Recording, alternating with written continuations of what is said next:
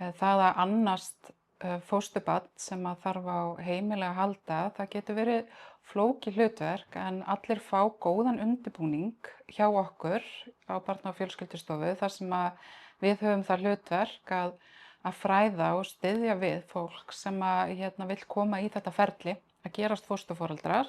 Fræðslan er í rauninni í tveimur hlutum. Það er annars vegar rafræn fræðsla sem er aðgengileg öllum á heimasíðu Barna- og fjölskyldustofu og svo erum við með staðnámskeið, 2 daga staðnámskeið. Þegar að staðnámskeiðinu er lokið þá fá verðandi fósturforeldrar svokallaða lífsbók til að fylla út. Á bara bæði í rafrænu fræðslunni, staðnámskeiðunum og með lífsbókinni erum við að meta 5 hæfnikröfur fósturforeldra sem að þau þurfa að uppfylla.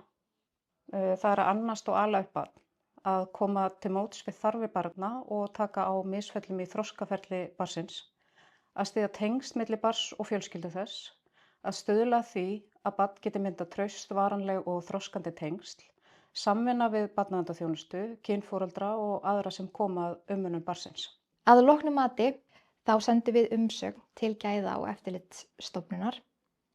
Gæða- og eftirlitsstofnun velferðarmála tekur ákvörðun útgefið leyfi og lætur umsækjendur fá niðurstöðuna.